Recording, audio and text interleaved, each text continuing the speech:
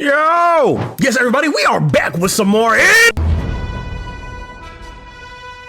And I gotta say, they absolutely knocked it out of the park with the season 3 finale, and I am so excited to see what else they have in store. I was hoping that they would save the animation budget for this episode, and they absolutely delivered. You even had that art style, which I think it was outsourced to a different studio or just an entire different staff in general, because it's the same art style at the very end of Mark versus Omni-Man, where Mark is getting beaten into the mountain, and you have the same early on in the Conquest fight. But the compositing, the shots are great, they're fluid, they're fantastic. You could feel every one of these hits.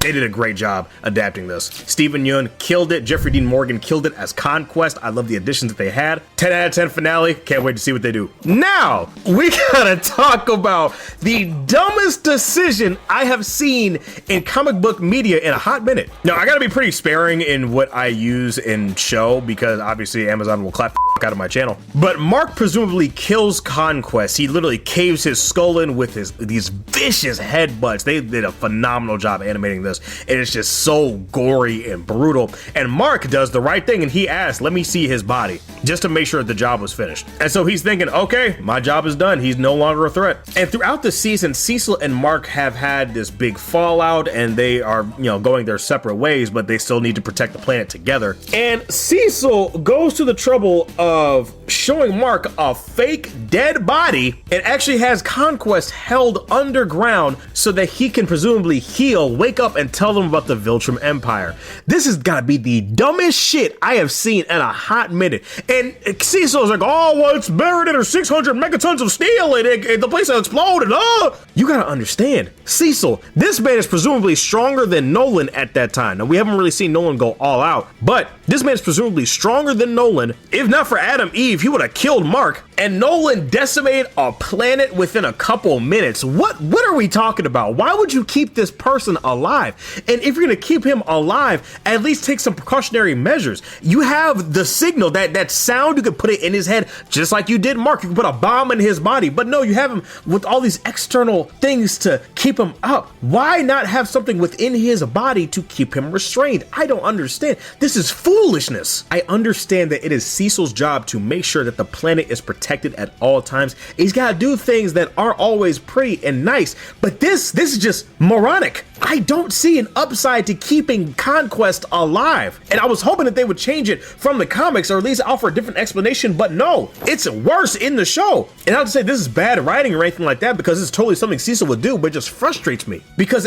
in season 1, we had this feeling that anybody is viable to die at any time, very similar to The Boys, and then you had multiple fake outs in season 2. Then you have Conquest, who presumably Mark kills, and as well as Angstrom leaving. But no, Conquest is being healed by Cecil. Now, I think Conquest legitimately was dead. I think that Cecil revived him. How? I have no idea. Because I'm gonna be honest, I'm looking at that, I'm assuming he's dead too.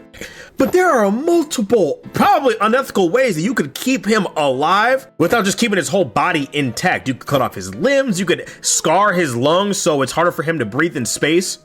Like I said, the bomb in his head, there's things that you can do, but Cecil just didn't do it, and I'm very confused. I don't know if this entire thing just frustrates me to no end, but all in all, this was a very, very good finale of Invincible, and I was hoping and praying that the team would deliver. Ryan Otley as well as Robert Kirkman, they were both on Twitter like, oh, you guys excited, you guys hyped, and they did carry through. They went also pretty hard with Oliver's scene as well. I did not think they were actually gonna punch his teeth out, and just hearing this kid scream, that was just that was a lot. And they gave Adam Eve some sauce. It wasn't actually just like an instant, like, no diff. No, she actually put up a fight. Now, I will say they did get a little lazy because she was just putting up walls. Now, I personally would have just like kept surrounding his head with like bubbles. They get tinier and tinier, like take the oxygen out of his head, or try to take the oxygen out of his lungs, but he might be too quick for that. But I like that she actually, didn't get totally fridged like in comic book media when, you have a female comic book character who is put in harm's way or in danger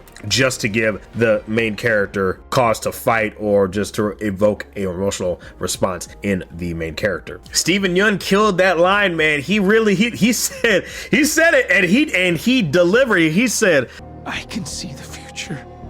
You don't live to see tomorrow. Woo!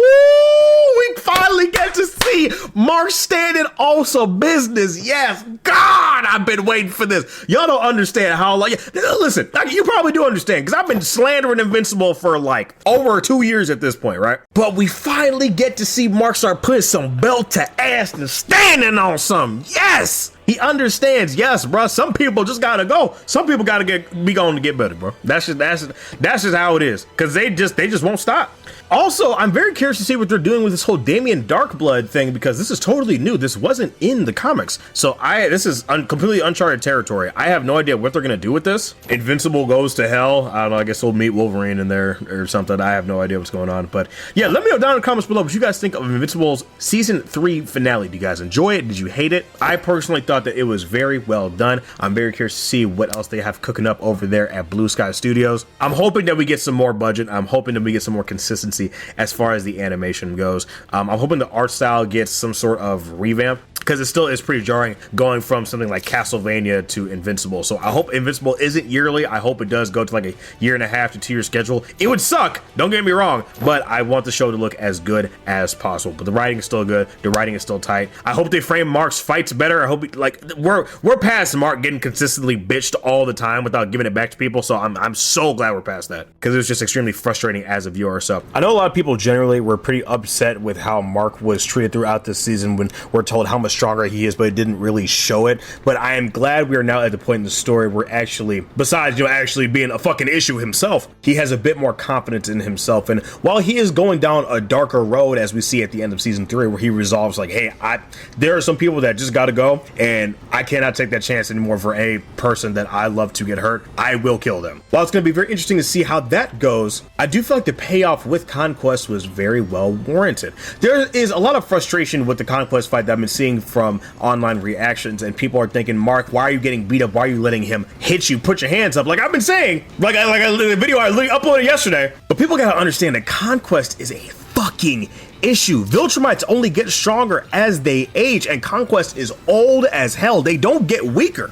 So having a 12-year-old try to take down Conor McGregor in a street fight, it's not gonna work. It's not gonna happen. And to actually come out on top, even with assistance, is fucking impressive, dude. Like, let's not take this W away from Mark. Come on now. But overall, this issue just stems from Mark not really fighting people on his level. It just comes around with Mark's always getting the shit beat out of him until someone bails him out or he gets a rage boost. The spoiler warning, the beatings don't stop. Mark still gets the shit beat out of him throughout the comic book. So yeah, if you're expecting anything else, nah, man, brace yourself. It only gets worse. But as we all know, I think the biggest thing that carries Invincible isn't its fights or its animation. I do think that is its characters and how Mark's character is handled, because as the story goes on, Mark becomes less of a hero and more of just a better person, or attempts to be a better person and really just figure himself out. He still does heroic things. He still dons the suit, but he's not perfect. And that's what actually I enjoy about Mark. I know a lot of people were frustrated within the Invincible War when he chose to stay by Adam Eve's side and let people just, fucking die because he doesn't care about them. He just cares about her. It's not the right decision, but it is a very human distinction. I think that's what separates Mark from your other superheroes. So I do slander Invincible a lot because it's fun and I love seeing your comments, but I do think that the show overall is pretty good. I do think that overall this season was a bit better than season 2. I think season 2 definitely felt like it was a slog at certain points. I would say it's probably maintaining the same quality as season 1. So very good finale. I'm looking forward to seeing what Blue Sky Studios has in store for season 4, and I'm looking forward to seeing what animation originals they hope to bring up in the future as well. I was really hoping for Spawn to show up in the Invincible War, but I knew, licensing and rights, that wasn't going to happen, so I don't know. It would have been cool though. Yeah, we are in good territory, guys. The story's about to heat up, and I'm very excited that we get to see Dinosaurus. Yes, the goat. Oh god, so many people are gonna die. Oh man. But yeah, thank you guys so much for joining me on this video. Please make sure you leave a like and subscribe, and I will see you guys in the next episode. Y'all make sure to take care of yourselves, guys, and have a damn good one. Peace.